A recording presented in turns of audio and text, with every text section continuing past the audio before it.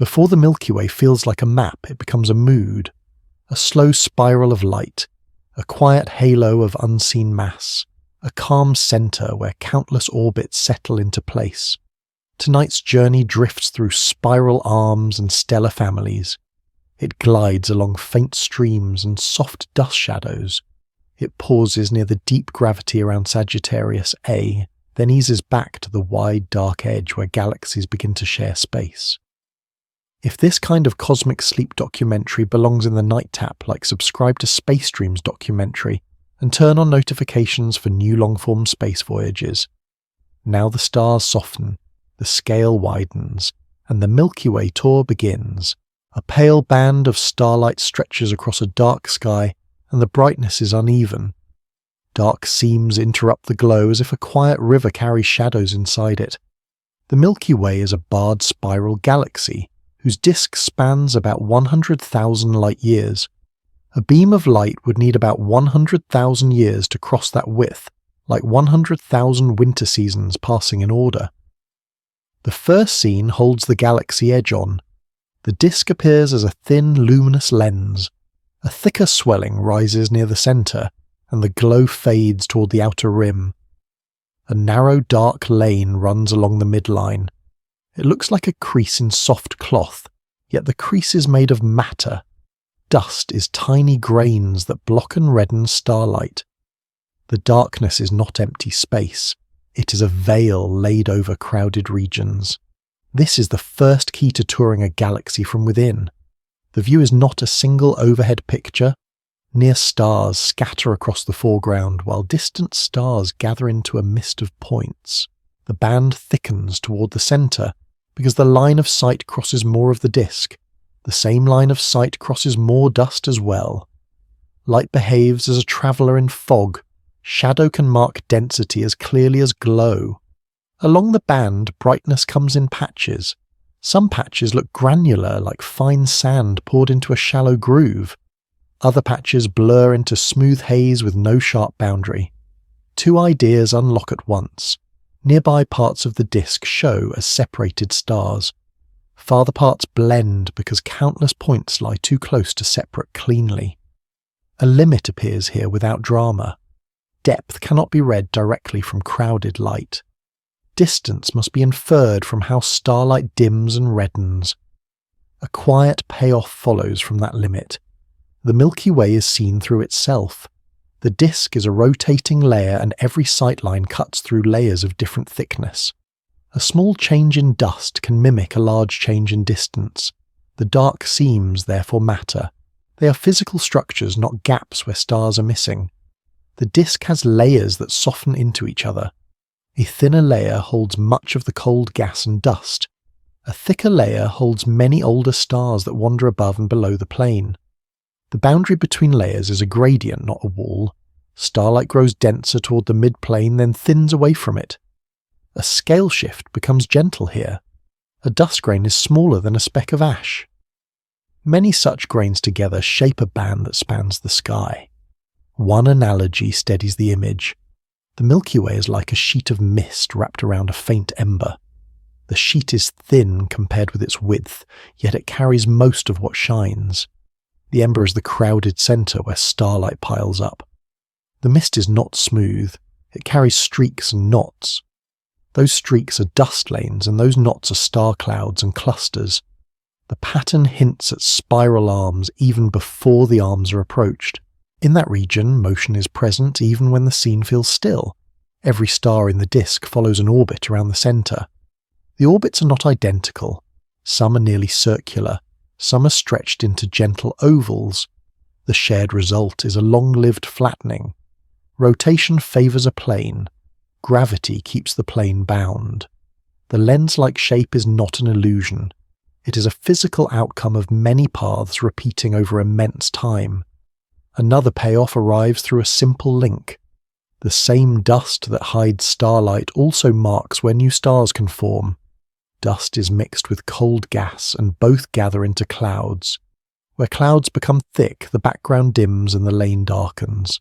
Those darkened lanes trace places where matter collects in the disk. The shadow is therefore a sign of future light prepared in silence. The midline lane returns in close detail. It is not uniform. It thickens in places, then narrows. Fine mottling appears along its edge like a fringe of filaments. The filaments curve and twist. Their curvature follows the disk's broader flow. A visual anchor holds on a narrow boundary where bright starlight meets a dark lane. The boundary fades through a reddish tint before it disappears. Beneath the lane, a larger asymmetry appears. The central swelling is slightly elongated. The elongation hints at the bar. A barred spiral has a central elongated bar of stars. The bar is not a rigid beam. It is a region where many stellar orbits align in similar directions. That alignment can guide gas inward along curved lanes. The inward drift is slow, yet it changes where star formation concentrates. A limit of intuition appears at this threshold. A rotating disk is easy to imagine as a tidy wheel. Real orbits overlap and the disk is not transparent.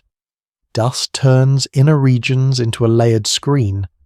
Even when motions are known in outline, the detailed three-dimensional layout remains uncertain in places. The far side can hide behind the near side's dust. The crowded center can blend into a single glow.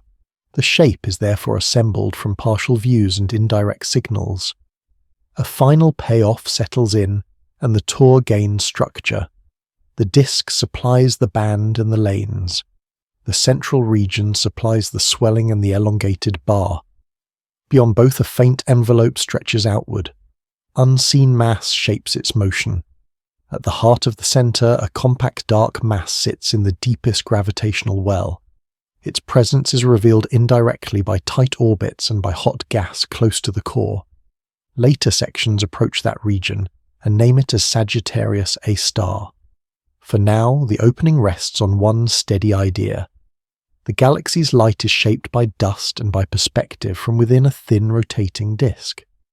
The next step follows how rotation keeps that disk flat, and how the plane begins to organize what forms inside it.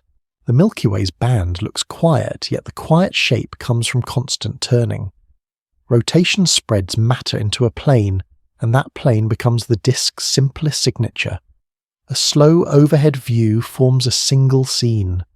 The disk appears as a pale oval with a gentle gradient from bright center to dim edge.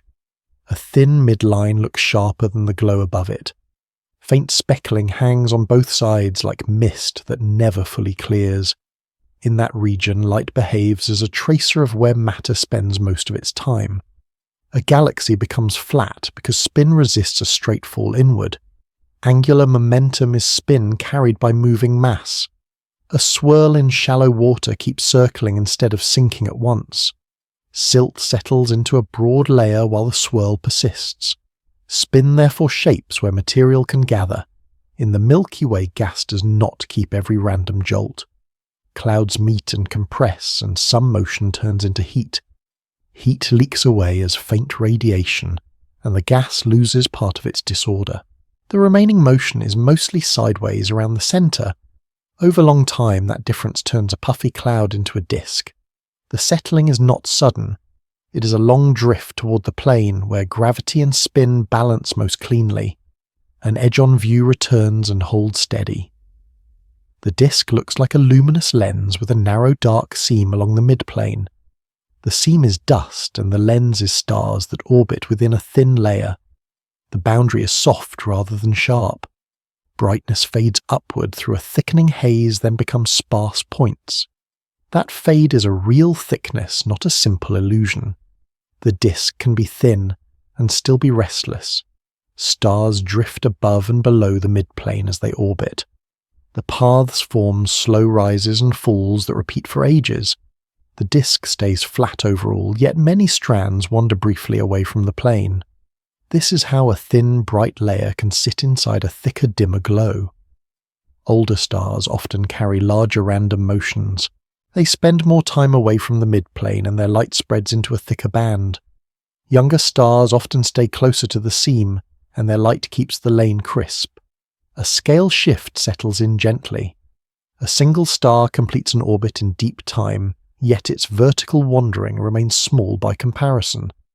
At a mid-disk distance, one full circuit takes about 250 million years. That span is like 250 million summers passing in order. Against that span, a brief climb above the plane is only a small detour. Thickness is set by how strong those detours become. If random motions grow, the layer puffs upward. If random motions fade, the layer tightens toward the midplane. The midplane seam shows where gas and dust collect most strongly. In places, the seam looks braided. Dark threads split and reunite. Between threads, faint glows leak through as softened patches.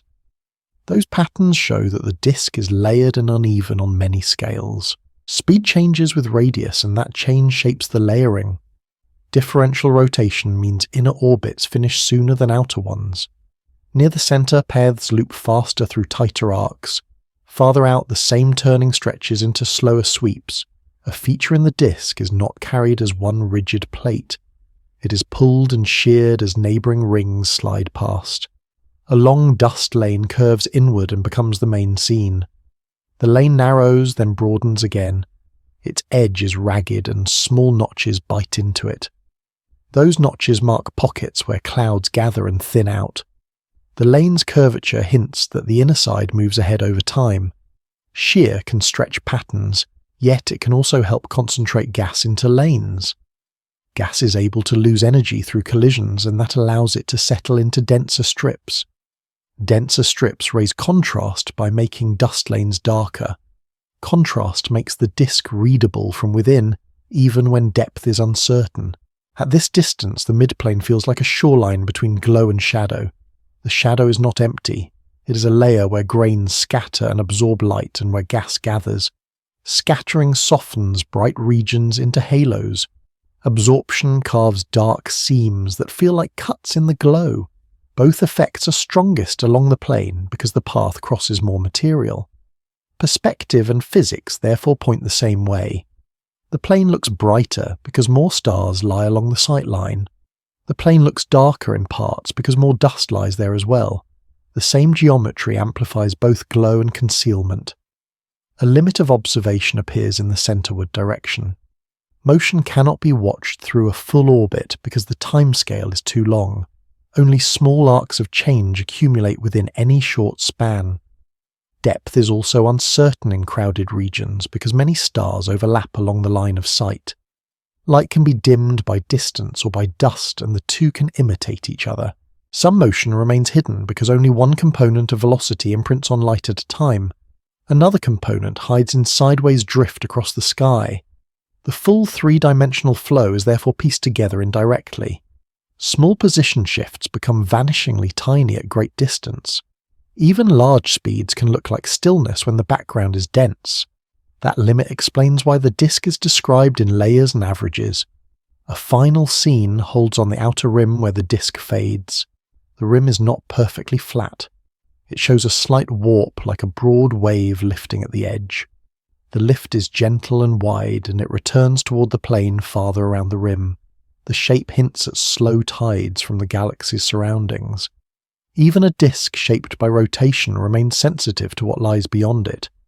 The view eases back toward the dark seam near the midplane. Where dust lanes thicken, gas is likely denser. Where gas is denser, new stars can ignite more often. The next section follows how turning matter gathers into spiral arms without becoming a rigid structure. A spiral shape can appear in a galaxy without any solid arm to hold it. The Milky Way's spiral arms are long-lived patterns, and stars drift through them. From above, the disk shows faint curved lanes that wind outward. One lane carries a darker border along its inner edge. The border looks like charcoal rubbed into glass. Just beyond it, the glow brightens in scattered knots. The knots sit like beads along a ribbon. The ribbon is not stitched to any one set of stars. In that region, light behaves as a map of where gas is briefly compressed. The first key is simple and calming. A spiral arm is a place where density rises for a while. It is not a permanent chain of the same objects. Density wave is a moving region of higher density in a disk. Like a breeze passing through tall grass, a wave can travel while each blade stays rooted. The grass bends where the breeze is strongest. The bending marks the wave's path. In the Milky Way, the bending is a crowding of gas and stars. The crowding is gentle, yet it changes what forms. The visual holds on the dark border again. Dust gathers there because gas is squeezed. The squeeze is not a crash into a wall. It is a slow piling up along a curved lane. A narrow ridge forms, and the ridge casts a broad shadow through the disk. The shadow has texture. It frays into thin tendrils. It thickens into patches where clouds overlap. A small payoff appears in the contrast. The darkest parts often trace the front edge of an arm. The brightest newborn regions often appear a little farther along. The separation is a quiet clue about timing. Gas is compressed first. Stars ignite later once dense pockets collapse. The arm therefore leaves a sequence across the disk. Darkness comes first as dust thickens. Bright clusters follow as new stars clear some of the fog. The second key arrives with motion. The disk rotates with different speeds at different radii. Inner rings turn faster than outer rings. A spiral pattern can rotate with its own steady pace. Material then slides through the pattern like water through a standing ripple. The ripple keeps a shape. The water changes from moment to moment. A star enters the denser lane. It spends a short part of its orbit inside it. It leaves the lane and continues around the galaxy. The pattern remains because new material arrives. This explains why arms can persist without being made from the same stars. A slow scene forms across the arm. The dark lane is closest to the centerward side. A soft glow follows behind it. Then the glow breaks into small, bright knots. Each knot has a fuzzy edge. The edge looks like light scattering through thin fog. The scattering is real. Dust grains redirect starlight and the glow becomes a halo. The halos overlap and blend. The arm becomes a bright sweep that fades into the interarm region. The fade is gradual, like a shoreline dissolving into open water. Another payoff settles in. Spiral arms are not only pretty curves, they are places where matter briefly gathers enough to change state. Cold gas can turn into dense cores. Dense cores can turn into young stars. Even a small increase in density can tip that balance. A number can anchor the scale without crowding it. Major spiral arms can be separated by about 10,000 light-years like a single sand grain compared with a wide beach. That spacing is vast. Yet the arm itself is only a narrow lane within the disk's width. The scale shift stays gentle. A dust grain is smaller than a speck of smoke. Many grains together darken a lane that spans thousands of light-years. A cloud core is tiny compared with the lane. It can still be the seed of a brilliant cluster. The arm is therefore both a large pattern and a collection of small collapses. The third key is the role of shear. Differential rotation stretches features. It can unwind a tight curve into a broader one. It can also maintain a spiral look by continually drawing new material into the same lanes. The arm can be thought of as a repeating checkpoint. Enter the lane, compress, form dense pockets, ignite, drift out, fade. At this distance, the arm's curve looks smooth. Up close, the edge is ragged. The raggedness is physical. Gas does not compress evenly. Some regions gather more. Some regions are swept clear. The arm becomes a chain of uneven density peaks. Those peaks become the knots of light. The knots are not placed by design. They appear where turbulence and gravity cooperate. The cooperation is brief. Young bright stars can heat and stir their surroundings. The gas disperses and the knot softens. The arm continues to the next pocket. A limit of observation arrives softly in the middle of this process. The full, three-dimensional shape of an arm is hard to recover from inside the disk. Dust blocks the view along the plane. Many regions overlap along one line of sight. Distance can be confused with dimming from dust. Motion can be hard to separate from perspective. The pattern speed is inferred from models and from many indirect tracers. Those tracers do not always agree perfectly. A spiral arm is therefore described with ranges and probabilities. The pattern is real, yet its exact boundaries blur. That blur is not a failure. It is part of what a galaxy is when seen from within. Another scene returns to the arm's inner edge. The dust lane looks like a long bruise across starlight. Along the bruise, faint glints appear. They are small and clustered. They sit a little offset from the darkest ridge. The offset is a quiet clock. Compression comes first in the ridge. Collapse follows in the pockets. Light appears after the collapse. The arm is revealed as a time sequence written sideways across space.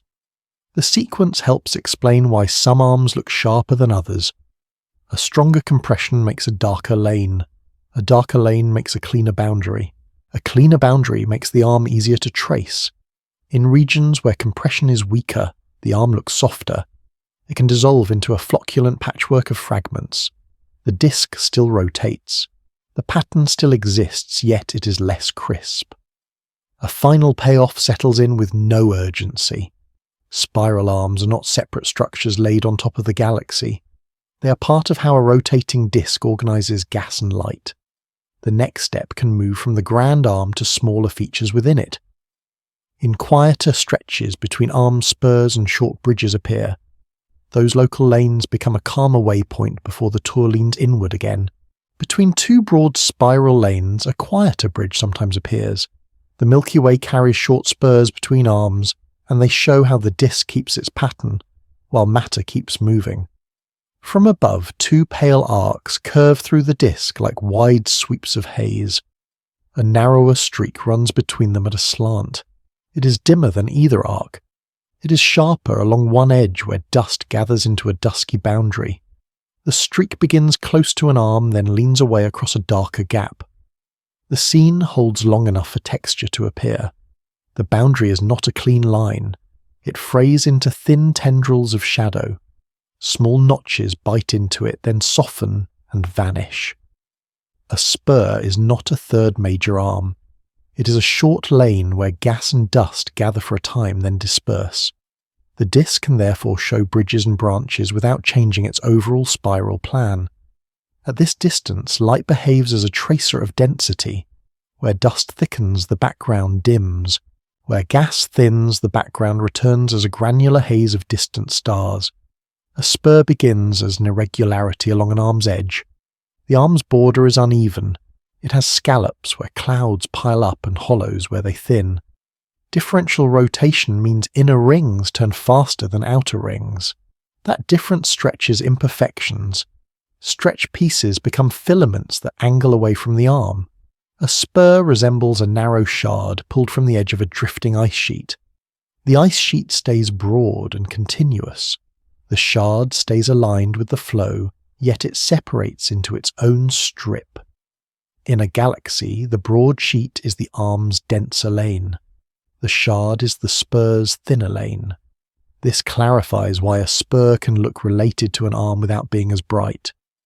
The spur shares the arm's general motion. It does not carry the arm's full crowding. The spur is long compared with the clouds inside it.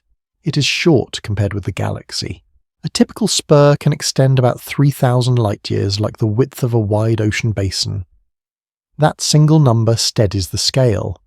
Inside that reach dense pockets still form at far smaller scales. Some pockets collapse into clusters of young stars.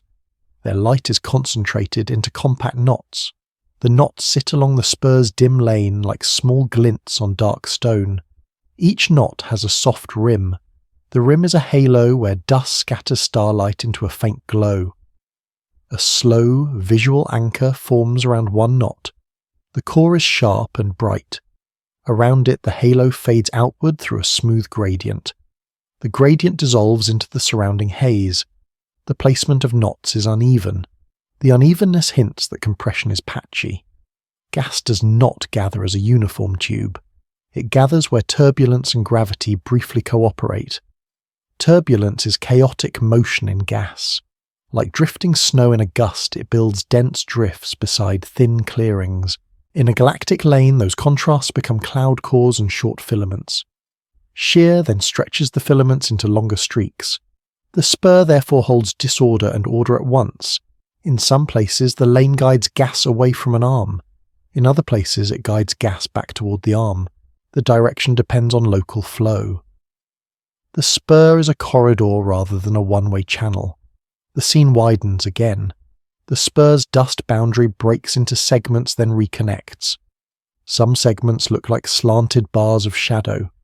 Between segments, faint starlight leaks through as a smoky wash. Along the boundary, the darkest dust often sits slightly ahead of the brightest knots, along the direction of rotation. The offset is subtle. It still carries meaning. Gas compresses first and dust thickens. Star formation follows later as cores grow dense enough to ignite. The sequence is written sideways across the lane. A gentle scale shift settles in. A dense core is tiny compared with the spur. It is tiny compared with the disk. The core can still seed a cluster whose light changes the lane's appearance. The spur becomes readable because small collapses repeat along a larger filament. The disk becomes readable because filaments repeat along the spiral pattern. The same logic climbs from small to vast without strain. Two processes keep spurs from becoming permanent arms. First stars drift. After a brief time, the young clusters move on with their orbits. The lane loses its brightest markers. Second gas disperses. Heating and stirring spread compressed material sideways. The dust boundary thins. The shadow fades. A spur can therefore appear strong in one region and faint in another. It remains a transient accent on a longer-lasting spiral theme. A limit of observation enters softly because spurs sit near the edge of certainty. The interarm region contains fewer bright traces. The spur itself is faint. Dust hides portions of it along the midplane. Distance estimates often rely on brightness and colour. Dust alters both and can mimic a different distance. Overlapping sight lines can stack unrelated features into one apparent filament. Motion across the sky is slow at great distance. Only small shifts accumulate over short spans. This makes it difficult to confirm whether a narrow lane truly bridges between two arms in 3 dimensions. Many conclusions rest on indirect clues and statistical patterns. The spur remains real, but its exact path can blur. The uncertainty is not uniform. Nearer parts of a spur can be separated into individual stars and clusters. Farther parts blend into a smooth haze. The transition from resolved points to blended glow becomes a depth cue. The cue is imperfect, yet it adds shape to the layout. The scene returns to the spur's far end. The lane thins and breaks into faint wisps. The dust boundary turns from a continuous shadow into mottled patches. Each patch has a darker centre and a softer edge. The softer edge fades through a reddish tint because dust absorbs blue light more strongly. In that region, light behaves as a filtered signal. Dark and bright trade places as dust thickens and then thins. The section closes by easing from geometry into time. A spur forms where the disk is unsettled on small scales. It persists long enough to leave a faint imprint in starlight. It then thins as stars drift away and gas spreads out. The next section steps from these lanes into the stars themselves. Ages and chemistry separate into populations, and the disk's layered structure becomes a calm record of change. Not every star in the Milky Way belongs to the same generation. Stellar populations separate by age and chemistry, and that separation turns the disk into layered history. A quiet scene begins in a region above the midplane. The bright ribbon of the thin disk lies below as a narrow band. Above it the glow does not vanish. It spreads into a dimmer layer with softer edges. The transition is a gradient, not a boundary. The star field thins like fine salt falling through still air. A few brighter points remain, then many faint points blend into haze. At this distance, light behaves as both beacon and blur. Dense regions merge into smooth glow. Sparse regions break into separated points. The first payoff is simple. Thickness in the glow signals different kinds of orbits. Some stars stay close to the midplane. Some wander far above and below it. The wandering is not a choice. It is a memory of how the disk forms and stirs. In the thin disk, many orbits are close to circular and close to the plane. In the thicker layer, orbits bob up and down more strongly. The result is a faint envelope that remains visible even when the midplane ribbon grows thin. The primary visual anchor shifts from brightness to motion. A set of orbital paths is imagined as slow luminous threads. One thread stays near a flat ring. Another thread rises in a wide loop, then returns. Many loops together form a braided sheet around the plane. The braid is thicker where vertical wandering is stronger. The braid is thinner where motion is calmer. This braid is the thick disk. The flat ring is the thin disk. The second payoff settles in the middle of that geometry. Older populations tend to occupy the thicker layer because early disks are more turbulent. Gas is stirred and heated in the galaxy's youth. Stars that form in that stirred gas inherit larger random motions. Those motions carry them away from the midplane over time. Later, when the disk cools and settles, newer stars form with quieter vertical motions. Their orbits remain closer to the plane. The disk becomes like two ocean layers that slide together without mixing fully. The upper layer is warmer and flatter. The deeper layer is cooler and thicker. Both flow around the same center. Both remain part of one system. A single number anchors the timescale of this layering. Many thick disk stars are about 10 billion years old, like a mountain range rising and wearing down many times in silence. The scale shift is gentle. A star's orbit takes hundreds of millions of years. 10 billion years holds many such circuits. During those circuits, a small vertical bob becomes a long-lived thickness. The third payoff arrives through chemistry. Metallicity is the fraction of elements heavier than helium. In plain terms, it measures how much stellar ash has mixed into gas.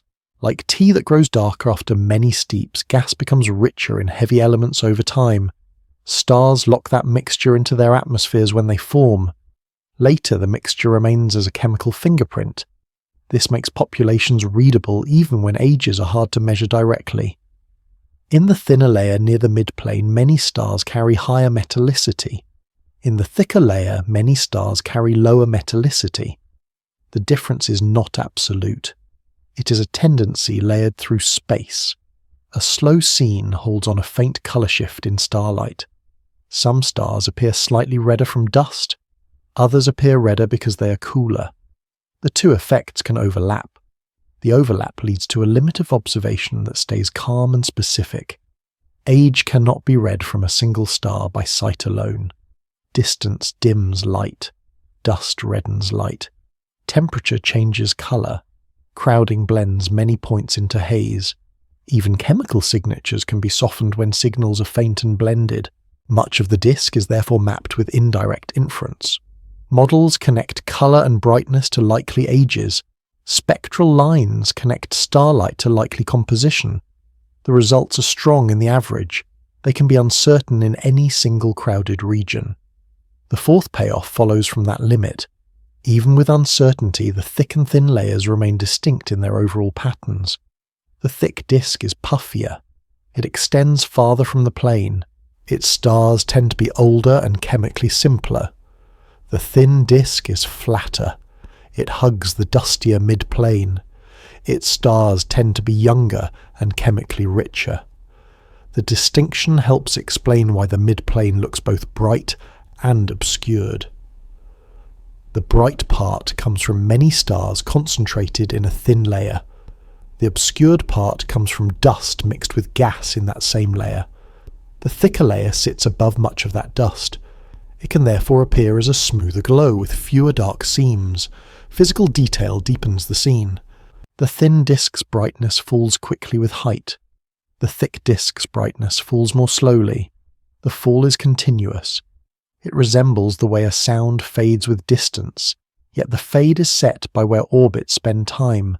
Stars on larger vertical excursions spend more time away from the plane. Their light fills space more evenly above and below the midplane. Stars on smaller excursions concentrate their time near the seam. Their light sharpens the ribbon. Another calm checkpoint widens the view along the plane. The inner disk tends to be richer in heavy elements. The outer disk tends to be poorer. The pattern is a chemical gradient. It arises because star formation and mixing are not uniform. Inner regions recycle gas more often. Outer regions recycle it more slowly. The gradient is not a straight line. It is softened by flows that stir gas across radii. It is also softened by the fact that stars drift from their birthplaces. A star can form in one zone and later orbit through another. The disk therefore becomes a layered and smeared record. The record remains readable because the smearing is incomplete. The fifth payoff settles on what populations reveal about structure. Spiral arms can light up young populations because compression triggers new star formation. Interarm regions can carry older populations that drift through. Spurs can carry mixed populations because they gather gas briefly. Above all of that, the thick disk carries a calmer glow that is less tied to recent starbirth. The thick layer is a memory of an earlier Milky Way. It persists as a broad background against which newer patterns flicker. A final visual anchor returns to the upward drift. The mid-plane ribbon below is cut by dark dust seams. Above the thick layer is smoother. Its glow looks like a faint wash of powdered light. The wash has a soft edge that dissolves into darkness. The edge is not a wall. It is a gradual thinning of stars. The scene eases into a gentle transition. Where the midplane holds the richest gas and dust, new stars form but remain hidden at first. The next section moves into those hidden nurseries. Cold clouds and dust lanes become the quiet rooms where starlight begins. A dark lane in the Milky Way often marks the place where new light is still hidden. Starbirth begins inside cold molecular clouds, where dust turns starlight into shadow. The main scene rests on a broad dust lane that cuts across a crowded starfield. The lane is not uniform. It has scalloped edges and thin frays that peel outward. Along one edge, a faint glow appears as a narrow rim. The rim is soft and uneven. It brightens where the boundary becomes denser, then fades where the boundary thins. In that region, light behaves as a test of thickness. Where dust is sparse, background stars show through as countless points. Where dust thickens, the points soften into haze and then disappear. The first payoff settles in the contrast. Darkness can mark the richest reservoirs of star-forming material. A molecular cloud is cold gas where molecules survive. Like breath fogging a winter window, a small change in density can change what is visible. Like a heavy curtain, a thicker patch can hide a bright background completely. This matters because starbirth needs cold, dense gas, and cold, dense gas is often invisible in ordinary light. The lane's interior holds structure that is easy to miss. The shadow is not a flat ink stain. It contains fine streaks that run along its length. Some streaks split and rejoin. Some form loops that look like braided fibers. The texture hints at filaments. Filaments are narrow strands of denser gas and dust. They act as the cloud's framework. Along the filaments, small bright specks sometimes sit just outside the darkest parts. Each speck has a fuzzy halo. The halo is a soft gradient that fades outward. The gradient comes from dust scattering. Scattering redirects light and spreads it into a glow. The second payoff arrives in the arrangement. Filaments gather material. Where filaments intersect, density rises further. Dense pockets appear like beads on a string. Some beads become the first protected rooms where collapse can begin. Collapse is slow by everyday standards. It is still a fall. Gravity pulls inward whenever pressure cannot resist. A core becomes denser. It becomes more opaque. The surrounding dust deepens the shadow. The lane therefore grows darker at exactly the places where new stars are preparing. Opacity is how strongly a material blocks light. A thick fog hides a lighthouse even when the lighthouse is bright. A tinted glass bottle hides a candle more as the glass thickens. This matters because opacity forces starbirth to be inferred from indirect signs rather than direct sight. The scene shifts closer while staying calm. A single filament fills the frame as a dark ribbon with irregular thickness. Its boundary is ragged. Small notches and bulges appear along the edge. The bulges are denser clumps. The notches are thinner gaps. Between bulges, the boundary looks feathered. Fine threads extend outward like loose fibers. Those fibers trace magnetic fields and turbulence without naming them as a separate lesson. The main idea stays simple. Gas is not still. It stirs and flows. It compresses in some places and rarefies in others. In a cold cloud, compression can tip the balance toward collapse. A single number anchors the scale. A prominent filament in a giant cloud can stretch about 100 light-years like a long coastline seen from far above. Inside that reach, the crucial action happens in tiny cores. The scale shift stays gentle. A filament spans a vast distance across the disk. A core is a small knot within that filament, yet the core decides whether a new star ignites. The third payoff follows from timing. Star formation does not light up a cloud all at once. It appears in scattered pockets along the densest strands. The densest strands are also the darkest. This creates a quiet paradox that resolves immediately. The places that will shine most later are the places that look least visible now. The lane's faint rim glow returns as a visual anchor. The rim is brighter on the side that faces a nearby cluster of older stars. Their radiation warms and illuminates the edge. The interior remains dark because dust absorbs and scatters the light before it can penetrate. The boundary becomes a gradient of temperature and chemistry. The outer skin is warmer and more reactive. The inner core is colder and calmer. This layering matters because it protects molecules and allows cooling. Cooling lets gas lose pressure support. Losing pressure allows gravity to tighten the knot. A soft checkpoint arrives with a change in wavelength without naming devices.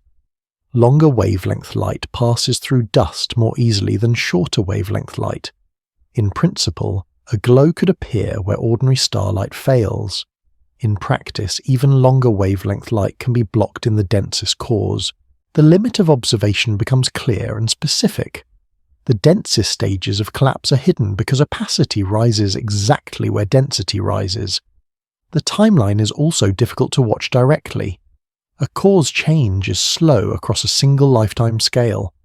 Only populations of cores reveal the sequence by their distribution. Distance adds another uncertainty. A dark patch can be nearby and small. It can also be distant and large. Dust can mimic distance by dimming and reddening background light. Crowding blends points into haze and erases depth cues. For these reasons, the inner architecture of a cloud is reconstructed from partial traces and models. The models are strong in outline. They are less certain in detail for any single core. Another payoff settles in the physics that remains reliable despite hidden interiors. Where density is higher, collapse is more likely. Where collapse is active, the cloud structure becomes more clumpy. The clumps deepen the shadow and sharpen the filament pattern. The cloud therefore carries its own signature. A region with many dense cores looks like a dark lane with a beaded texture. A region with fewer dense cores looks like a smoother shadow with less fine structure. The disk's broader environment also leaves an imprint. Spiral arms compress gas and feed clouds. Interarm regions let clouds shear and disperse.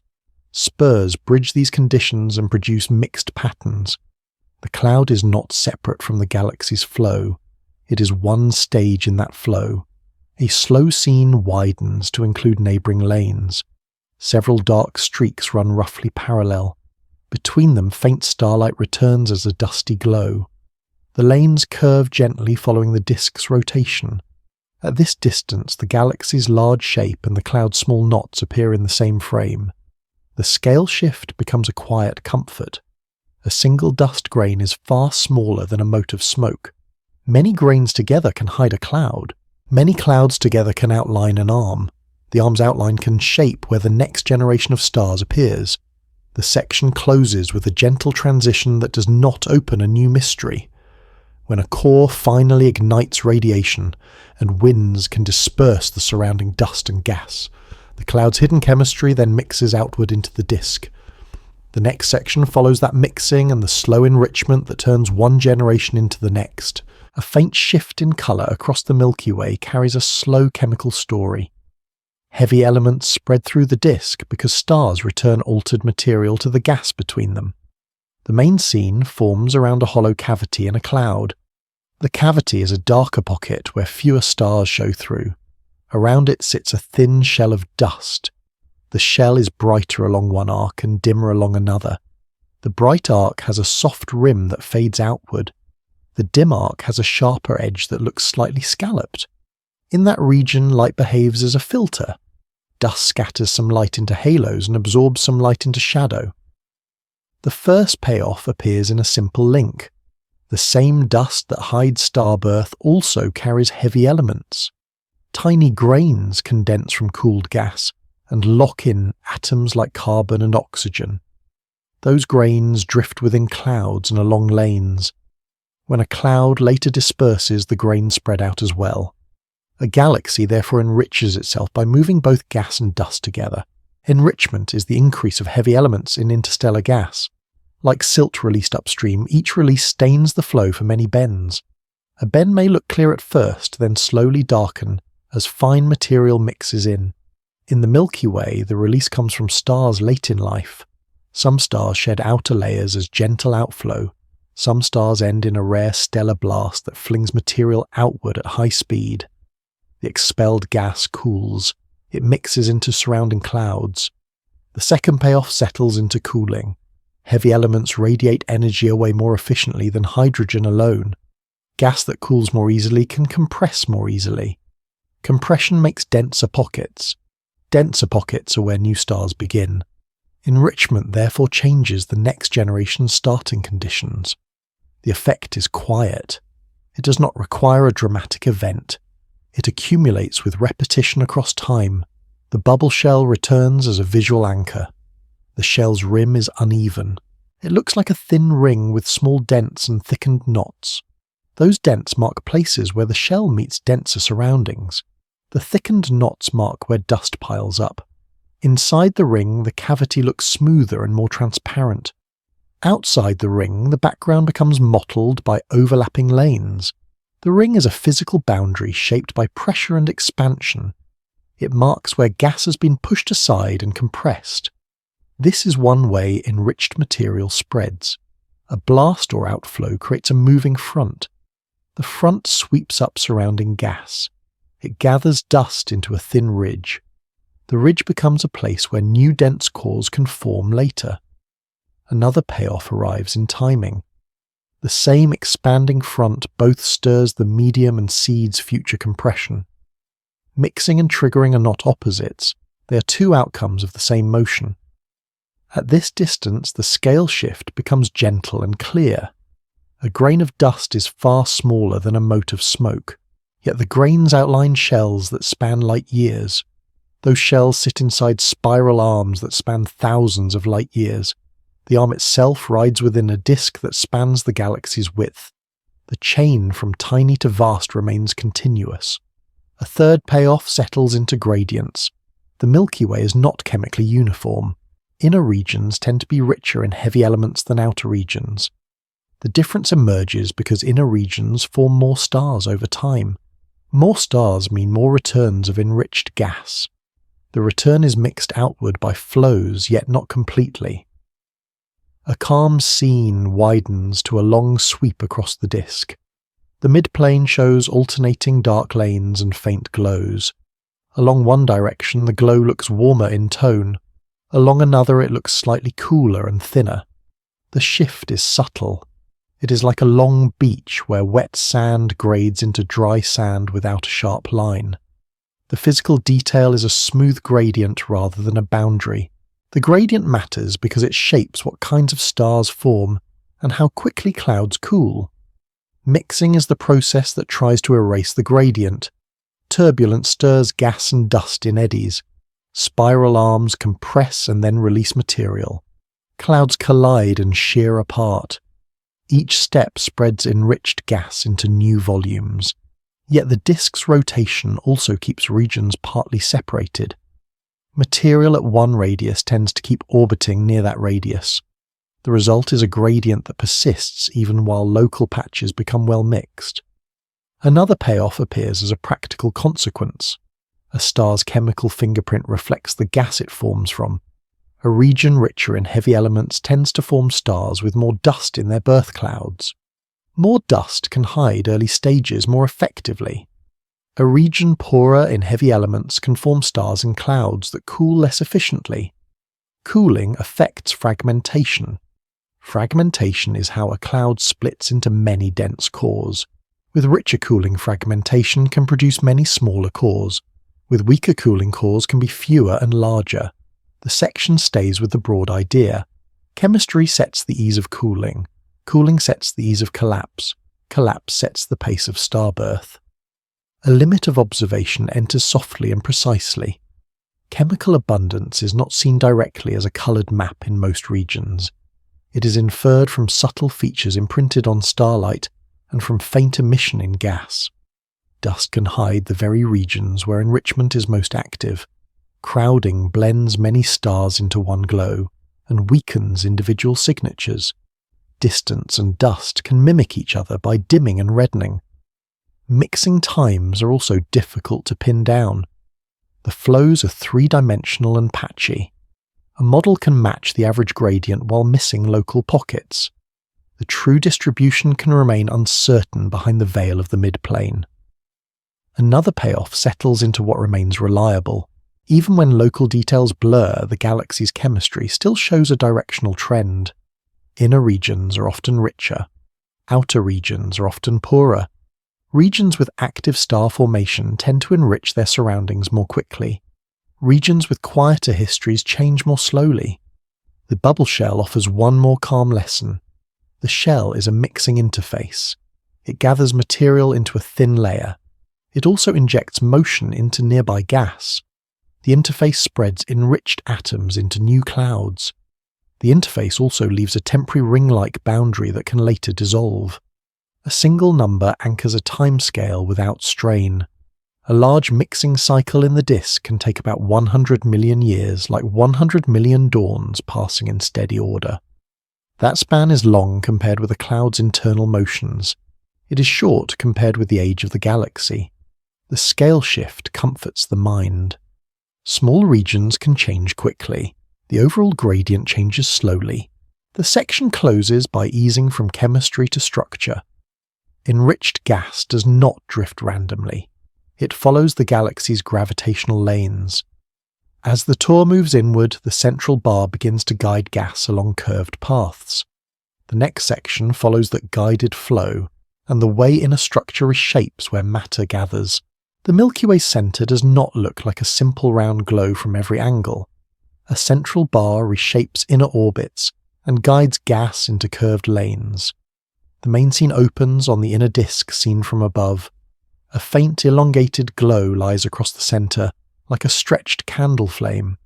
Two dust lanes curve along it as dark arcs. Each arc is narrow near one end and broader near the other. The edges are scalloped. The scallops look like small bites taken from the shadow.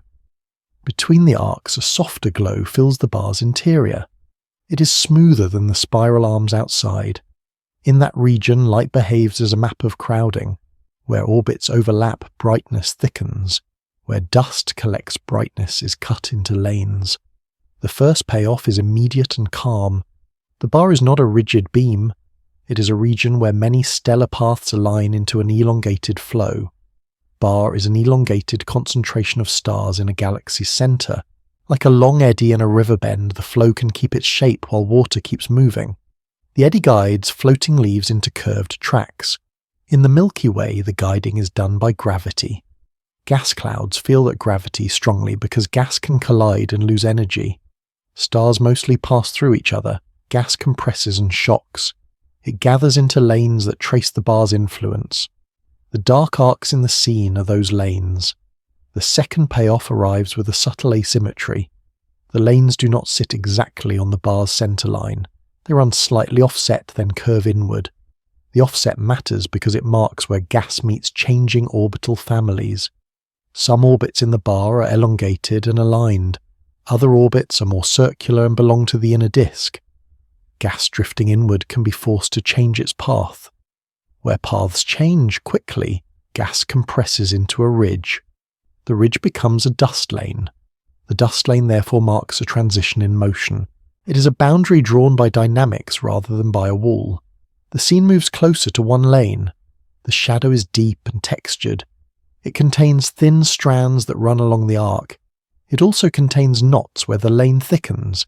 Each knot has a darker core and a softer outer edge. The outer edge fades through a slight reddish tint because dust absorbs blue light. The physical detail is a gradient of opacity. The lane's interior hides background stars. The lane's edge lets a few stars leak through as a faint haze. A small payoff appears in the lane's curvature. The lane bends toward the centre as if following a shallow spiral.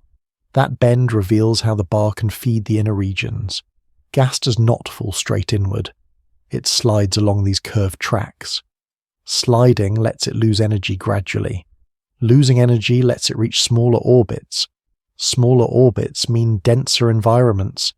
Denser environments mean faster changes in chemistry and structure. A scale shift remains gentle. A single cloud drifts along a lane over a long span. The bar itself persists over far longer spans. The flow can shape gas over many cycles of the inner disk.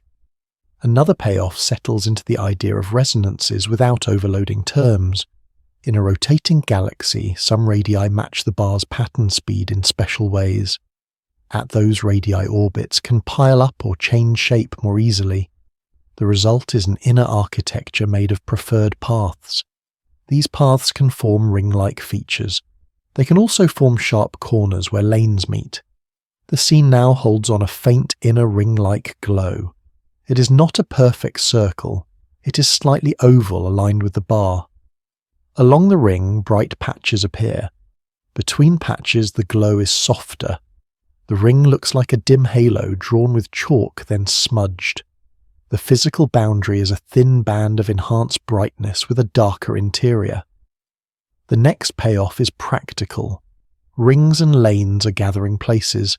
Gathering raises density. Higher density makes it easier for gas to cool and collapse into new stars. The bar can therefore move material inward and also arrange it into sites where star formation can flare. Yet the same motion can also heat and stir gas, which can delay collapse. The outcome depends on local conditions. The bar does not guarantee starbirth. It sets the stage by moving and compressing gas. A single number anchors the inner scale. The bar can extend roughly 10,000 light-years, end to end like a continent-sized bridge across the inner disk. That distance is small compared with the galaxy's full width. It is still vast. Inside that span, dust lanes and rings can be only a fraction as wide. Within those narrower lanes, cores still form at far smaller scales. The scale shift softens the mind. The same gravity that guides an inner flow also shapes the smallest knot in a lane. The scene widens again to show the bar against the outer spiral structure. Spiral arms curve outward in broad sweeps. The bar sits inside them as a stretched centre. Where the bar ends, the spiral pattern often seems to begin. This link is not always clean, yet the transition region often shows extra dust and gas. It can look like a hinge where geometry changes. Another payoff emerges. The bar is one reason the inner Milky Way is more complex than a simple spiral. It breaks symmetry. It introduces new preferred directions. It makes the inner disk look like layered ellipses rather than concentric circles. A limit of observation appears softly and precisely. The inner galaxy is hard to map from within because dust blocks long sight lines through the plane. Crowding blends stars into glow and reduces depth cues. The bar's far side is especially difficult to separate from the bulge behind it. Different traces can suggest different bar lengths and angles. Models infer the bar's structure from average patterns in star counts and gas motion. Those patterns are strong. Exact details can remain uncertain because distance estimates and extinction are entangled. The bar is therefore known as a robust feature with flexible parameters. Another payoff settles in what remains clear despite the veil. The dust lanes along the bar are not random. Their curvature and offset reflect directed flow. The inner ring-like features are not random. Their alignment reflects the bar's gravitational field. The bar acts as a conveyor of structure. It moves material inward and reshapes orbits. The scene returns to the inner ring glow. The ring's brighter patches look like soft embers along a loop. The loop is calm. It does not flicker sharply. The brightness simply thickens where the lane is denser. The loop's interior is dimmer. The exterior fades into the disk. This ring-like checkpoint is a gentle handoff toward the next region. As gas is guided inward, the density rises. The background glow thickens. The next section steps from the bar into the central bulge where crowding becomes extreme, and depth becomes harder to feel. The tone remains calm as the view approaches that brighter, thicker heart. Near the Milky Way's centre, starlight thickens until space feels layered rather than empty. The bulge is a dense central swelling where many orbits overlap and blend into glow. The main scene begins with a wide view of the inner sky. The bright band of the disk grows broader toward the centre. The broadness is not only brightness, it has depth. The glow rises above the mid-plane like a low dome. The dome's edge fades gradually into darker space. Within the dome, the light looks grainy at first. Then it becomes smooth, as if fine dust has been rubbed across velvet. Dark seams still appear near the mid-plane. They are thinner than before and more tangled. In that region, light behaves as a measure of crowding. When many stars share one line of sight, their points merge into a soft haze. The first payoff settles in a simple distinction. The bulge is not the same as the bar, even though they overlap in the inner galaxy. The bar is an elongated flow in the plane. The bulge is a thicker swelling that rises above and below the plane. The bulge's stars often occupy more varied orbits. Some paths are rounder, some are tilted. The result is a three-dimensional glow that remains even when the plane is obscured. A quiet visual anchor forms on the bulge's boundary. The boundary is not a sharp edge. It is a gradient where star density decreases with height and distance from the centre. The gradient is smooth like a soft hill seen in fog. The hill does not end abruptly. It simply slopes down until it becomes part of the background. This matters because the bulge is defined by distribution rather than by a physical wall. Density is the core concept. Density here means how many stars occupy a volume of space. Like a thicket where branches overlap, a dense region hides its depth. The overlapping makes individual leaves hard to isolate. In the bulge, overlapping starlight hides depth cues. The second payoff appears as a calm consequence. High density changes the way motion is inferred. In sparse regions, individual stars can be tracked as points and their paths separated. In the bulge, many stars blend together. The motion becomes a collective property. It must be described by averages and dispersions rather than by single tracks. The scene shifts closer to the mid-plane within the bulge. Dark lanes cut across the glow like thin cracks in ice. The cracks are dust. Some lanes are curved, some fork and rejoin. Their edges are feathered. The feathering is a scattering halo that softens the boundary. The physical detail is a layered veil. Dust sits in front of the bulge light and dims it in patches. Behind the dust, the bulge is still bright. The contrast makes the bulge look textured even when its stars cannot be separated. Another payoff settles in a gentle paradox. The bulge is bright because it is full of stars. It is also hard to map because it is full of stars. Crowding is both signal and obstacle. A third payoff follows from geometry. Lines of sight toward the centre pass through much of the disk first. They accumulate dust and gas along the way. That foreground can hide the bulge's inner structure. Yet the bulge extends above the plane. At higher latitudes, dust thins and the bulge becomes clearer. The bulge is therefore seen best by looking slightly away from the thickest mid-plane lanes. The scale shift remains soft. A single star in the bulge is similar in size to any other star. The bulge itself spans thousands of light years. The blend of many small lights creates one vast dome. A single number anchors that size. The bulge extends roughly 10,000 light-years across, like a wide basin carved into the galaxy's centre. That span is small compared with the whole disk. It is still enormous. Inside that span, orbits can change direction and tilt in ways that are less common in the thin disk. The concept of orbital variety becomes the next checkpoint. In the disk, many paths are close to the plane and close to circular. In the bulge, many paths are more elliptical and more inclined. The population appears older on average, though not uniform. Chemistry varies. The bulge includes stars that formed early and stars that formed later from recycled gas. The bulge therefore contains mixed histories compressed into one region. The main analogy steadies the mind. The bulge is like a crowded snowfall inside a lantern globe. Individual flakes cannot be followed. The glow becomes a thick shimmer that fills the volume. The shimmer is brighter near the centre and dimmer near the edges. The next payoff is immediate. A brighter centre implies deeper gravity. Deeper gravity implies faster typical orbital speeds and stronger random motions. The bulge does not rotate like a flat record alone. It has a more complex mix of rotation and dispersion. That mix matters because it sets how gas moves inward and how the central bar connects to the inner few thousand light years. The scene shifts to a faintly elongated brightness within the bulge. The elongation echoes the bar's orientation. It suggests that some of the bulge is shaped by bar dynamics. Another part may be more spheroidal. The bulge can therefore include a boxy or peanut-like shape when viewed from certain angles. The shape is not a single sphere. It is a swelling sculpted by many orbits. The physical detail appears in edges that look slightly squarer than a simple dome. The corners are subtle. They appear as slight flattening in the brightness contours. A limit of observation enters softly and specifically. Depth inside the bulge is difficult to recover because dust extinction and distance dimming can mimic each other. Crowding causes blending, which limits resolution. Many stars overlap within a single patch of sky. Small shifts in position are hard to measure at great distance.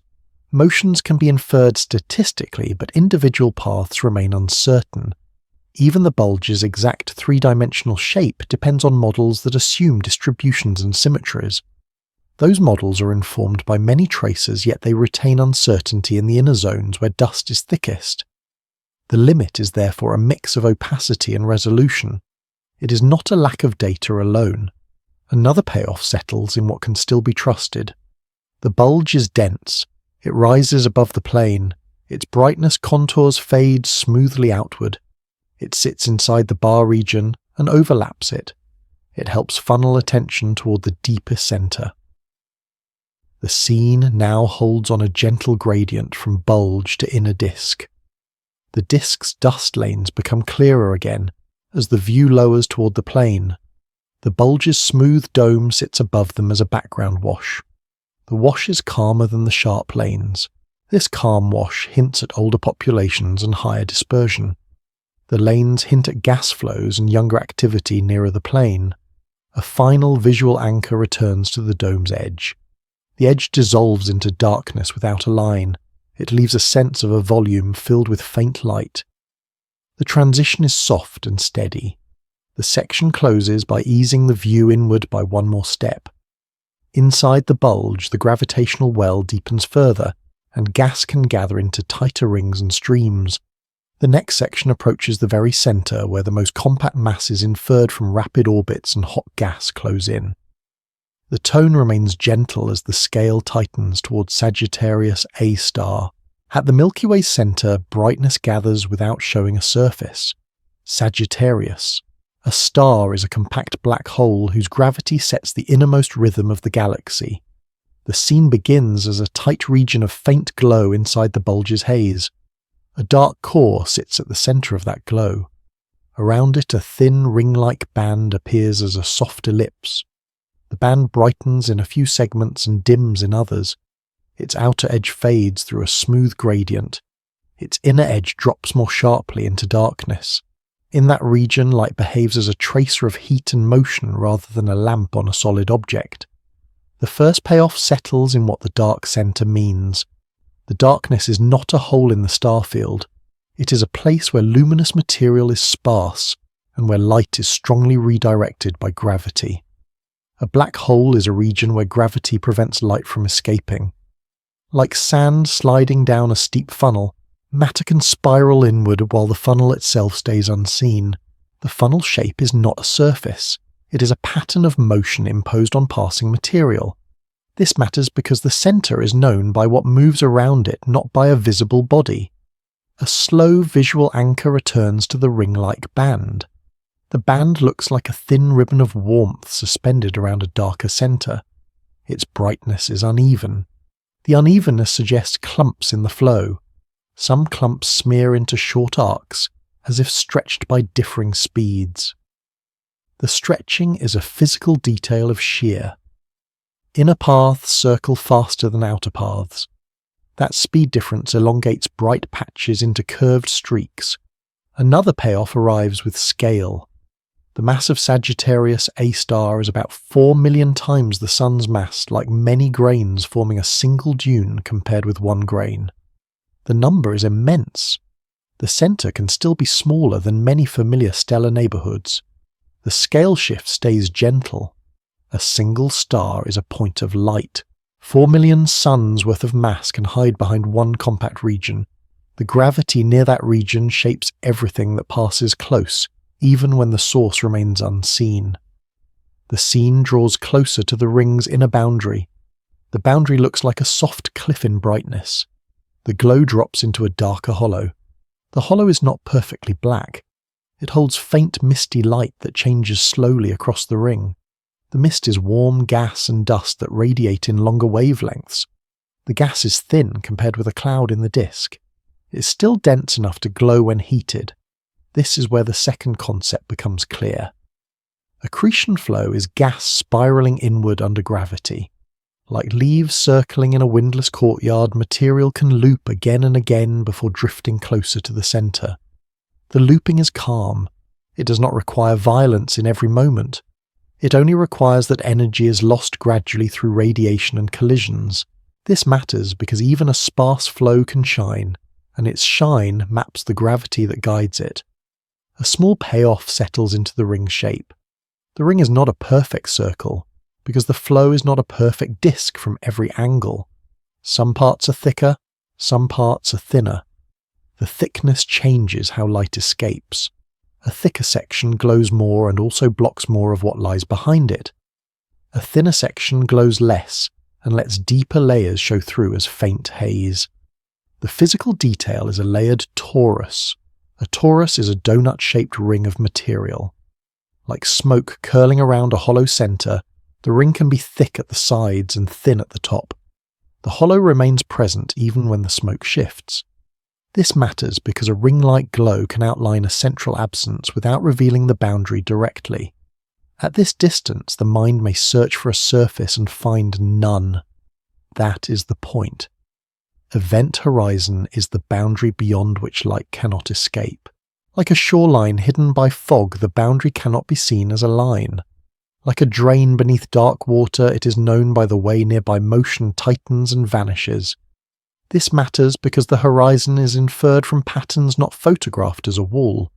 The scene shifts to the motion of stars near the centre.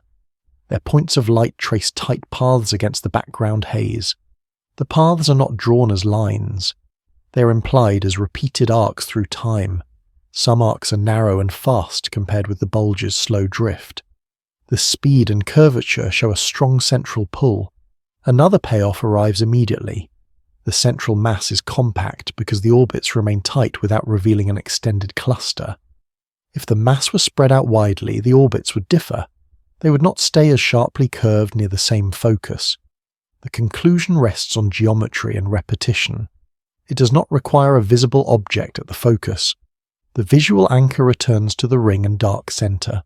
The ring's brightest segment shifts slightly along the loop as clumps move. The shift is small. It is enough to hint at circulation. The brightness remains calm. No flashing is needed. The flow is steady on average. Some material drifts inward. Some drifts outward. Some lingers on looping paths. The third payoff settles into a quiet balance. The centre can be dim most of the time because the supply of gas is limited. The gravity is strong, yet gravity alone does not guarantee brilliance. Light appears when gas is heated, and heating depends on how much material arrives and how it interacts. Thin gas can radiate gently. Thicker gas can radiate more strongly. The ring therefore acts as a gauge of feeding rather than as a constant beacon. A limit of observation enters softly and precisely. The horizon itself cannot be seen because no light escapes from it. The central region is also obscured by dust along the plane. Even when dust thins at higher angles, the inner flow remains small on the sky.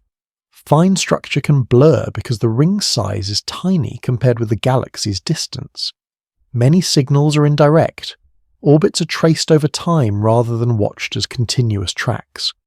Brightness is interpreted through models of hot gas and scattering. Different assumptions about the flow can produce similar glows. The limit is therefore a mix of opacity, angular resolution, and degeneracy in modelling. The scene holds on the ring's inner darkness again. The darkness feels like a quiet cavity.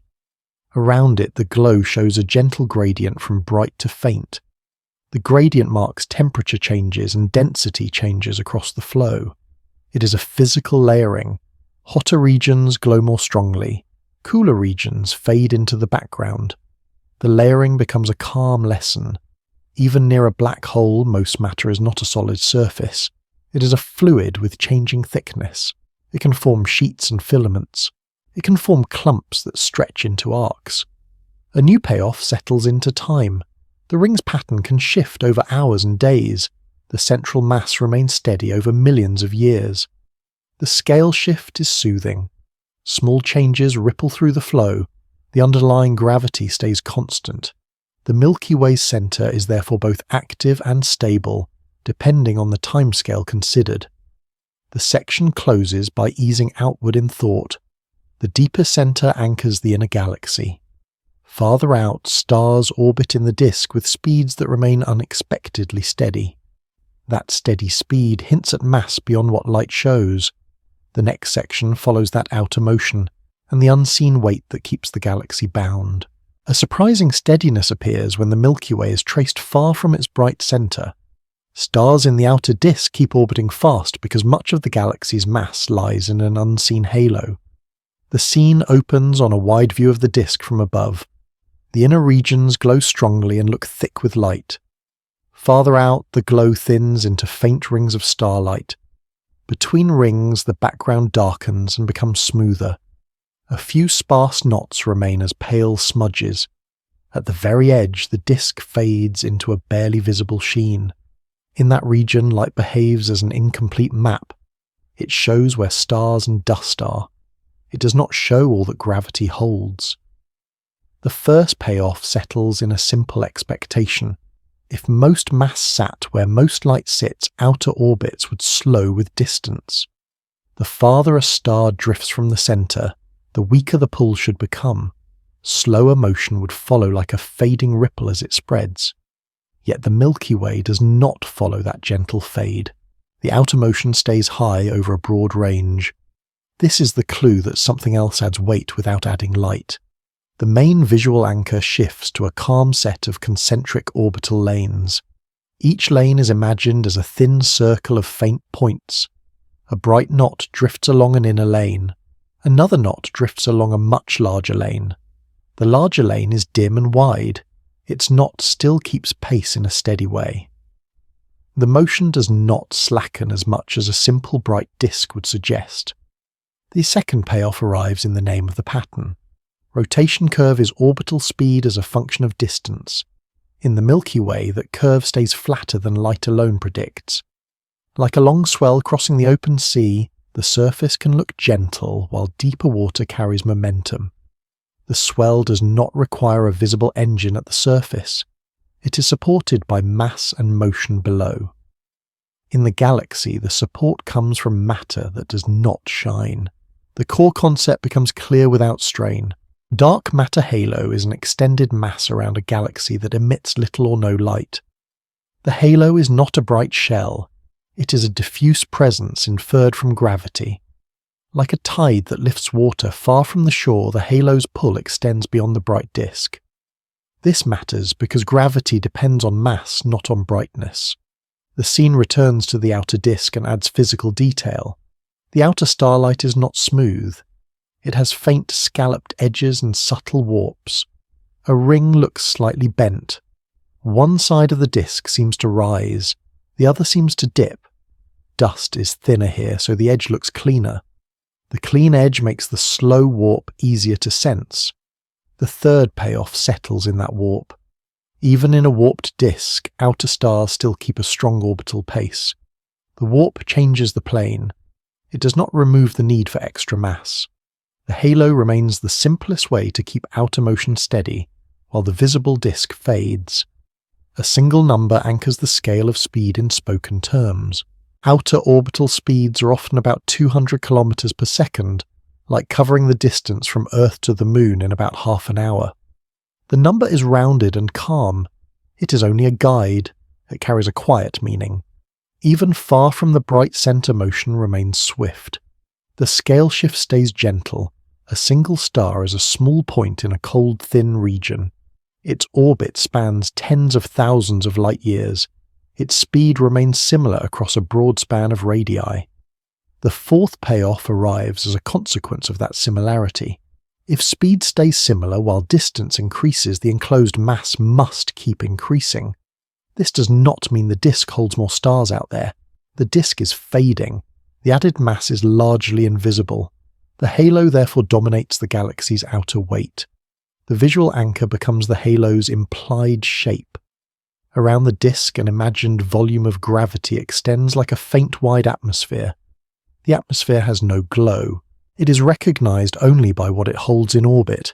The disk sits inside it like a thin sheet inside a much larger sphere. The sheet is bright, the sphere is dark. The fifth payoff settles into stability. A massive halo can help keep the disk from flying apart. It deepens the overall gravitational well. It allows a broad range of orbits to remain bound. It also shapes how spiral patterns can persist. Patterns can remain coherent longer when the background potential is steady. The halo is therefore not only a hidden weight, it is a structural scaffold. The scene shifts from rings to a slow drift of tracer objects in the outskirts. A few faint points move against the dark. Their spacing is wide. Their glow is delicate. They mark the outer gravitational field where the disk is nearly gone. The field is still present. The pull is still measurable through motion. Another payoff arrives with a calm limit of intuition. Gravity can be felt at great distance, but the mass doing the pulling cannot be seen directly. Dark matter does not announce itself with light. It is inferred from how objects move and how light is bent along long paths. Those inferences require models. The models must assume distances and shapes. Distance is often uncertain in the plane because dust dims and reddens. Even outside the plane, distance can be uncertain when many faint points blend. The shape of the halo can be uncertain because different distributions can produce similar orbital speeds. This is a limit of measurement and a limit of modelling. The halo is robust as an idea. Its exact profile is softer around the edges. The sixth payoff settles in what remains reliable despite those limits. Motion at large radii stays too fast for visible matter alone. The mismatch persists across many tracers and many methods. The halo's gravity is therefore a steady conclusion even when fine details vary. The scene returns to the disk edge where the warp meets the faint halo region. The edge shows a thin gradient from starlight to darkness. The gradient feels like a shoreline where foam fades into open water. The visible matter ends. The gravitational influence does not. This quiet separation is the heart of the lesson. Light marks only part of the mass. Gravity marks the whole. Another payoff appears as a gentle consequence for the inner galaxy. The bar and bulge sit deep in the visible center. Their motions ride inside the same overall halo. The center feels dominated by stars and gas. The outskirts feel dominated by the unseen field. Both are parts of one system. A final visual anchor rests on the imagined halo volume again. It has no texture in light. It has only a smooth enclosing presence. The disk rotates inside it like a thin, misty ring inside a larger night. The section closes with a soft transition. If the halo holds so much weight, its shape and reach matter for the galaxy's long future. The next section explores how far that hidden mass extends, and how its form is traced by faint streams and subtle warps. Beyond the bright disk, the Milky Way still carries faint threads of starlight. Those threads reveal the size and shape of the dark matter halo that surrounds the galaxy. A long pale arc curves across the outskirts like a cirrus filament. The arc is narrow near its midpoint. It widens toward one end into a soft plume. The edge fades through a gentle gradient. The center line stays slightly brighter, as if a seam runs through the mist. In that region, light behaves as a record of motion. A thread remains because many stars share a similar path for a long time. A simple cause becomes clear. When a small companion drifts too close, the Milky Way pulls unevenly across it. The nearer side feels a stronger tug than the farther side. That difference stretches the companion into a stream. Tidal stream means stars torn into a long trail by gravity. Like a line of foam drawn behind a drifting log, the trail shows where the drift has been. The foam thins and spreads, yet the curve still points along the current. This matters because the curve is shaped by the galaxy's gravity, not by the star's light. The main scene lingers on the arc's texture. Small clumps appear as brighter knots along the filament. Between knots, the brightness becomes a smooth haze. One segment splits into two parallel strands for a short distance. The split strands rejoin later, like two river channels that split and rejoin. The physical detail is a layered ribbon. One layer lies slightly in front of another along the line of sight. The layers make the arc look thicker in some places and thinner in others. That thickness carries a quiet clue. A thin stream implies a quiet and steady gravitational field along its orbit. A strongly lumpy field would puff the stream up and erase its sharp spine. Even without seeing the halo, the stream's narrowness hints at smoothness on large scales. The view widens. The disk looks like a dim plate inside a much larger volume. The filament wraps around that volume in a broad loop. At this distance, the scale shift becomes soothing. Each star in the filament is a small point similar to any other star. Together they draw a loop that spans tens of thousands of light years. That loop sits inside a halo that reaches much farther. The halo can extend about 300,000 light years from the center, like a haze of pollen drifting far beyond a meadow. That reach carries a calm meaning. Most of the galaxy's mass can sit outside most of its visible light. The outer gravity stays strong even where the disk fades. This is why outer orbits remain fast, and why streams stay bound instead of dispersing away. A new visual anchor forms around the halo's implied boundary. There is no sharp edge. The pull fades gradually like mist thinning with height. Near the inner halo, the filament is brighter and more coherent. Farther out it becomes patchy. Some segments dissolve into sparse beads of light. Other segments broaden into a faint fan. The physical boundary is therefore a transition in coherence. Where the halo is denser, the stream stays tighter. Where the halo is thinner, the stream becomes easier to stir and blur. Direction changes add another clue. As the filament loops, its plane slowly shifts. This slow shift is a quiet signature of the halo's shape. If the halo were perfectly spherical, the loop would keep its orientation more cleanly. If the halo were slightly flattened or elongated, the loop would precess. Precession means an orbit's orientation slowly turns over time, like a spinning leaf that slowly changes which edge leads. The loop changes its alignment without breaking. The change matters because it offers a way to sense the halo's three-dimensional form. The scene moves closer to a region where the stream crosses a darker patch. The filament dims there, then brightens again. The dimming is not a gap in the trail alone. It is also an overlap with other faint backgrounds that wash out contrast. In that region, light behaves as a crowded whisper. Many faint sources blend into a soft floor of glow. A quiet approach takes shape through patterns alone. The halo is mapped by comparing many motions and many distances at once. Patterns are extracted from sparse points and faint smears. A few brighter knots act as anchors along the loop. The rest is inferred by continuity and by the smoothness of gravity. A limit of observation enters softly and precisely. These outer threads are extremely faint. Some parts lie behind dust in the disk and vanish from view. Some parts overlap with unrelated stars that only appear nearby along the same sightline. distances can be uncertain because dimming can mimic remoteness. Motion can be uncertain because the shifts are small over short times. Different halo shapes can produce similar projected arcs in the sky. The halo's existence is firm, yet its exact profile remains flexible at the edges. Even with those limits, one conclusion stays steady. A long coherent trail requires a sustained gravitational guide.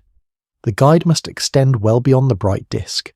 The trail therefore supports the idea of a massive halo even when details blur. The scene widens again to include several faint filaments. One arcs high above the disk plane, another runs closer to the plane and appears more broken. A third forms a broad loop that seems to pass behind the disk and return. Together they suggest that the outskirts are not empty. They are threaded by debris from past encounters. The main analogy returns in a calmer form. The halo is like a wide pollen haze around a bright meadow. The haze is revealed when a drifting strand of seeds catches and traces the air. This matters because streams are not only remnants, they are measuring lines drawn by gravity through darkness. Time adds a final layer. These filaments can persist for billions of years as they wrap and thin. Their persistence implies that the halo evolves slowly compared with the disk's local turbulence. The galaxy's present shape therefore contains a memory of earlier passages. The section closes by easing toward consequences. If the halo holds old debris, it also holds a record of how the Milky Way grows. The next section follows that growth across deep time and the gentle accumulation of mass in the dark.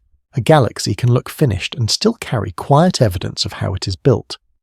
The Milky Way grows over deep time by absorbing smaller systems, and the evidence remains as faint structures in its halo.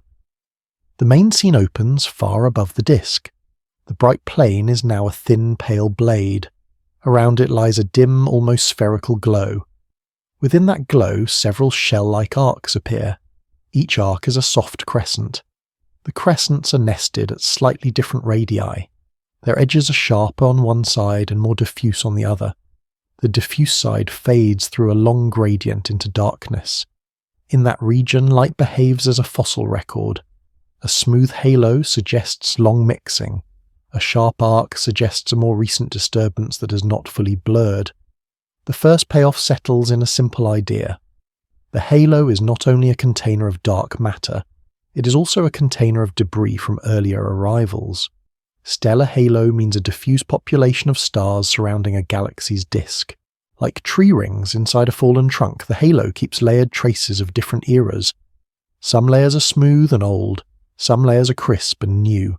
This matters because growth is written in structure as well as in mass. The scene drifts along one crescent arc. The arc is not uniform. It has a brighter ridge along its spine.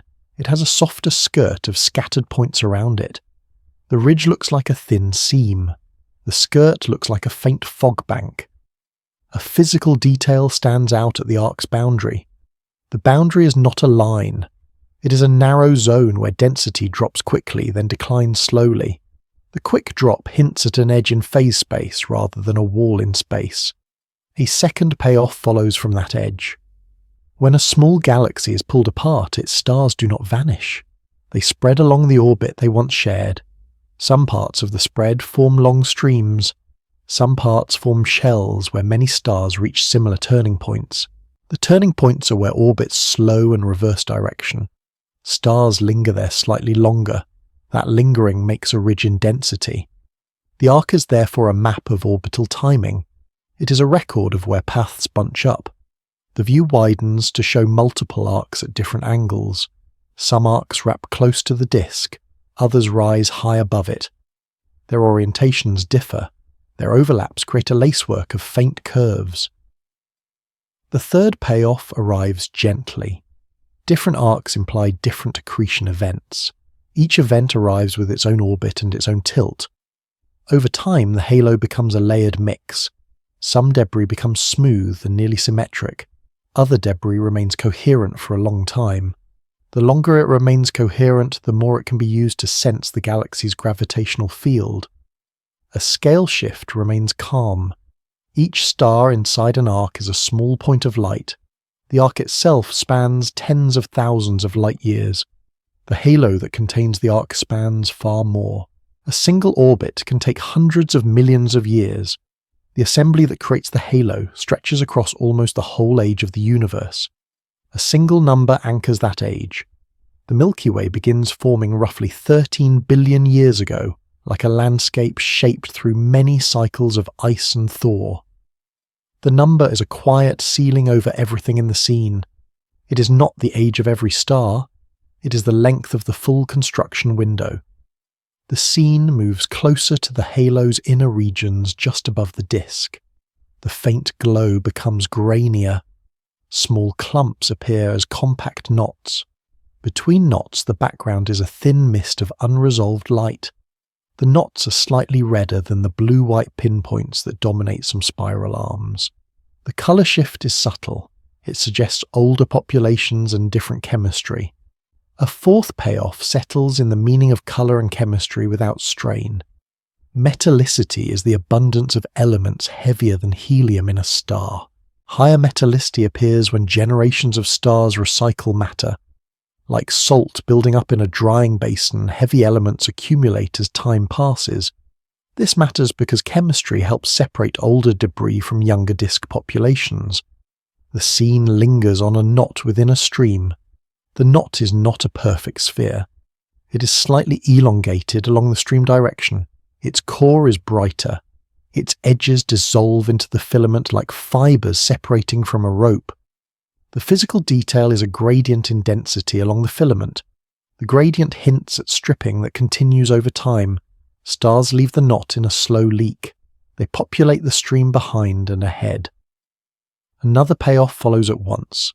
A stream is not only a trail, it is also a timeline. Stars that leave earlier spread farther along the orbit. Stars that leave later remain closer to the remnant core. The spacing along the stream therefore holds a sense of sequence. The view widens again and the arcs appear less sharp. Some crescents look smeared. Their ridges broaden, their edges soften into the general halo. This softening is another checkpoint. Mixing is gradual. Over many orbits, debris wraps around the galaxy. The wraps overlap. The contrast fades. The halo becomes smoother. The smoothness does not erase the past. It only hides it unless the right traces are chosen. A limit of observation enters softly and precisely. These outer structures are faint and sparse. Many stars in the halo are dim and far. Their distances can be uncertain because intrinsic brightness varies. Crowding can blend faint points into background. Foreground stars can mimic members of a stream. Even when motion is measured, small errors can blur a coherent feature. Different models of the halo potential can fit the same projected arcs. The limit is therefore a combination of sensitivity, distance, uncertainty, and degeneracy in orbital reconstruction. Yet the broad conclusion remains stable. The halo contains substructure. Substructure implies accretion and mixing over time. The scene returns to the tree ring analogy in a calmer form. Some rings are crisp and close together. Some rings are wide and blurred. The trunk still holds them all. The halo holds its rings as arcs and streams. The fifth payoff settles in what these rings imply for the galaxy's present. The disk's graceful spiral pattern sits inside a system still shaped by long-past arrivals. The bar funnels gas inward. The bulge swells with dense stars. The halo quietly surrounds them with old debris and unseen mass. These parts are not separate stories. They are different layers of one construction. The scene shifts outward once more beyond the farthest visible arc. The halo glow fades into near darkness. The fading is smooth like fog thinning until it is indistinguishable from empty night. The absence of a sharp edge is a physical clue. The halo is a distribution. It declines gradually. It can extend far beyond what is seen in starlight alone. The final payoff is gentle. The Milky Way's history is not hidden in one dramatic feature. It is spread across faint threads, soft shells, and subtle chemical gradients. The next section widens to the broader neighbourhood where galaxies influence each other, and where the halo's reach meets larger flows of matter between galaxies.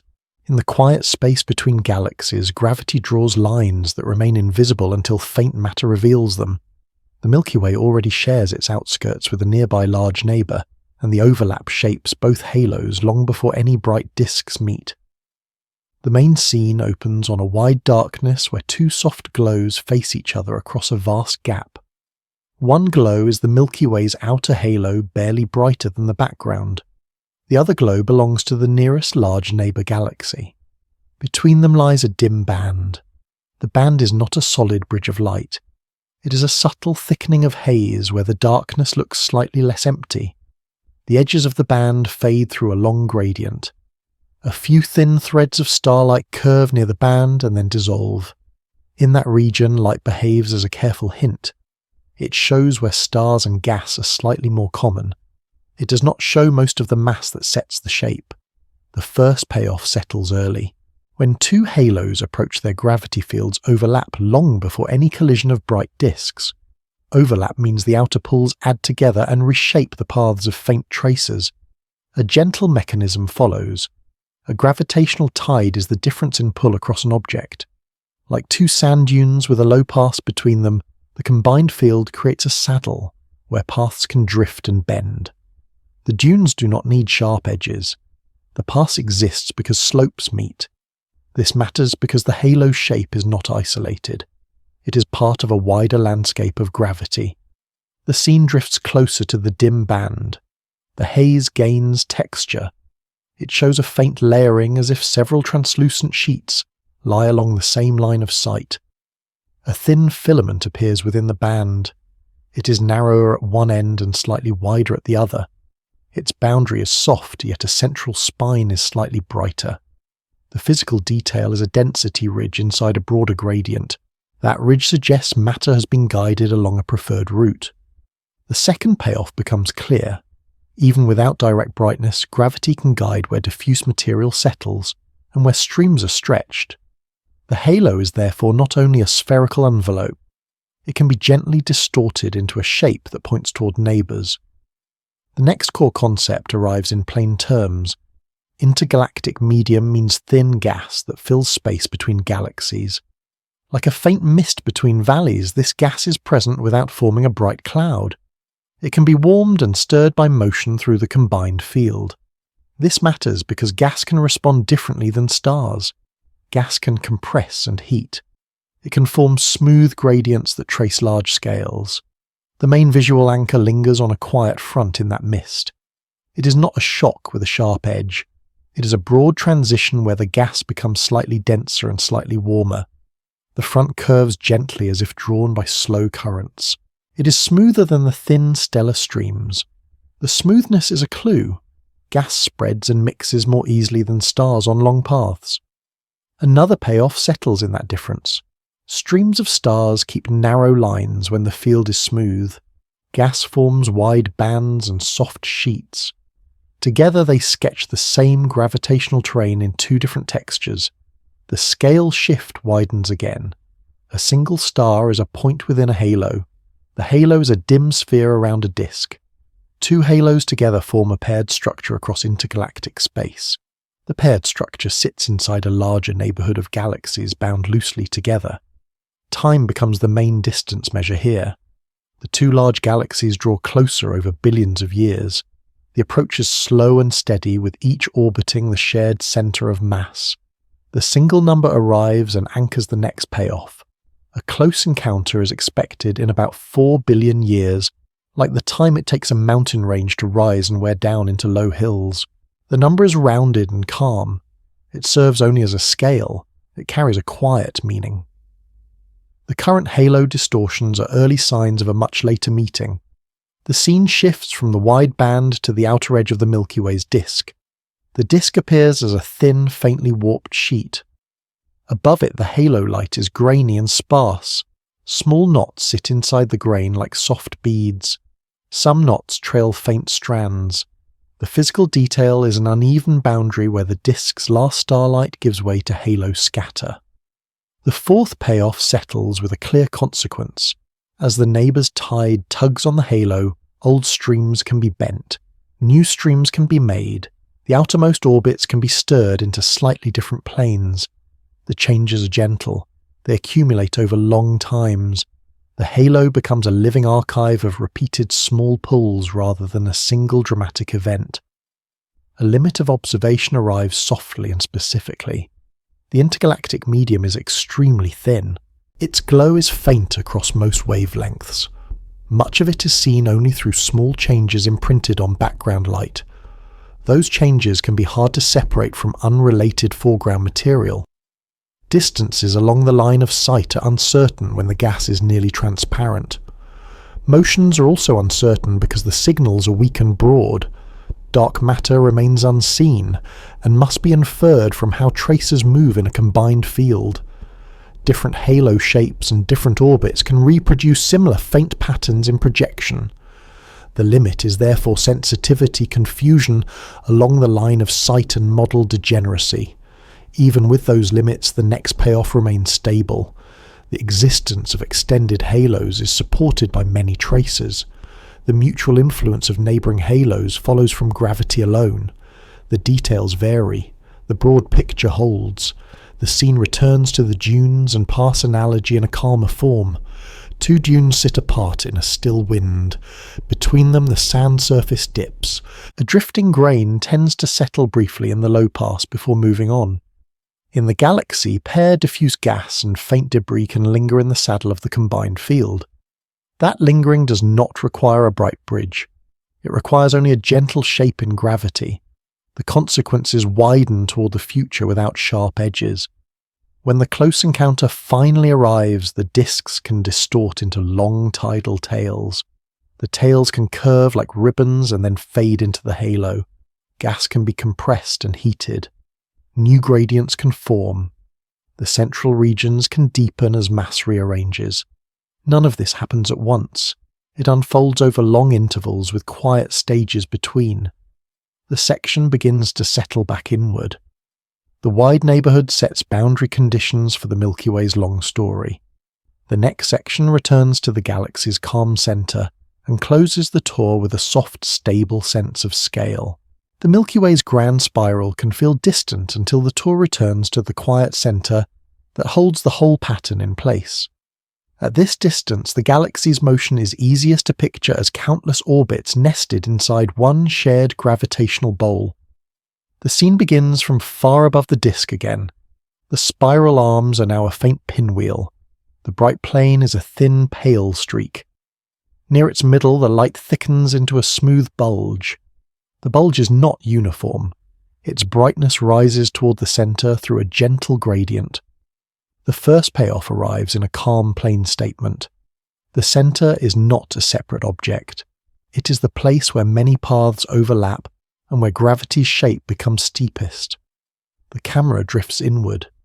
The bulge fills more of the view. Its light looks like a warm, fine mist made of countless points. Dark lanes cut through the glow.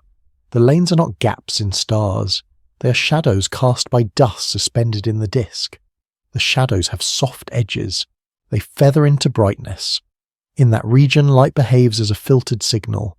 Some colours are scattered and absorbed. Other colours pass more easily. The second payoff follows from the shadows. The centre can be rich in matter and still appear dim in visible light because dust hides it without removing it. The main visual anchor settles on a ring-like structure around the inner regions. It is not a sharp ring. It is a broad band of faint glow that wraps in an oval. Along the band, brightness clumps into knots.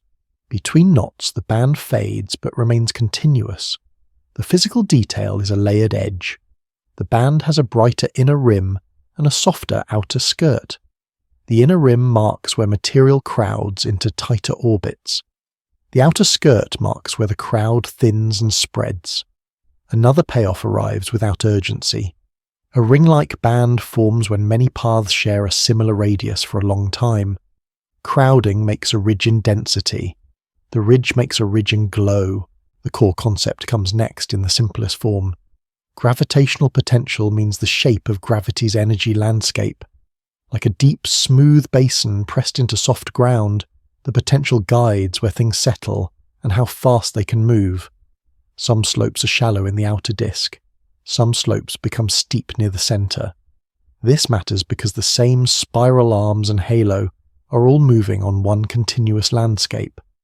The analogy remains the section's main thread. The basin is wide enough to hold the halo. It is deep enough to hold the bulge. The camera continues inward, and the ring-like band falls behind. A denser cluster of stars appears closer to the middle. The cluster is not a point. It is a crowded region where individual stars blur into a mottled texture. The mottling changes from place to place. It suggests different groupings and different ages. The fourth payoff settles in a simple difference. Some stars remain on calmer, rounder paths. Others follow more elongated loops that swing close to the center, then drift back outward. Those loops make mixing. Mixing makes the bulge look smooth over time. The scene tightens further toward the innermost region. The glow becomes uneven. Dust lanes form a tangled web. The lanes curve and intersect. Their shadows overlap and deepen. Behind them, faint light persists. It comes from stars embedded within the dusty layers. It also comes from warm grains that glow at longer wavelengths. The fifth payoff is quiet and immediate. The center can be mapped even when direct light is blocked because different kinds of light pass through dust in different ways. The boundary between what is hidden and what is revealed depends on wavelength rather than distance alone. Now the section's second core concept arrives with care and without drama. Event horizon means a boundary where escape becomes impossible. In the Milky Way, that boundary belongs to the compact object called Sagittarius A. Its mass is about 4 million times the mass of the Sun, like a single weight, made by stacking 4 million identical pebbles on one spot. The number is a scale marker, not a spectacle. The sixth payoff follows from that scale. A very large mass can occupy a very small region and still dominate nearby orbits. The camera does not approach the horizon itself. Instead, it lingers at a safer distance where motion can be imagined in slow loops. A tight swarm of stars traces paths around the center. Some paths tilt slightly. Some paths precess, turning their long axis over time. The physical detail is a moving ellipse that slowly rotates. The rotation is gentle.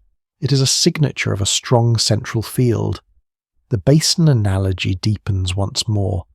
Near the center, the basin's walls are steep. A small change in position corresponds to a larger change in orbital speed. Far away, the basin is shallow. A similar change in position corresponds to a smaller change. The scale shift is steady. A single orbit near the center can be measured in years. A single orbit of the outer disk is measured in hundreds of millions of years. A single arc of the galaxy's growth spans billions of years. The seventh payoff settles as a quiet integration. Spiral arms, bulge, halo, and central mass are not separate chapters. They are different slopes of one basin filled with different materials. A limit of intuition enters softly and precisely. The innermost region is obscured by dust and crowded with overlapping sources. Individual distances can be uncertain when many objects blend into a single patch of light. Motions can be hard to untangle when paths overlap in projection. Inference is often indirect, using how surrounding stars move rather than seeing the central boundary itself.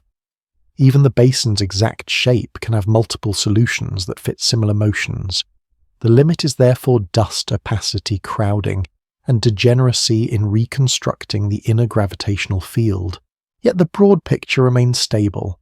A compact central mass exists. The surrounding stars respond to it.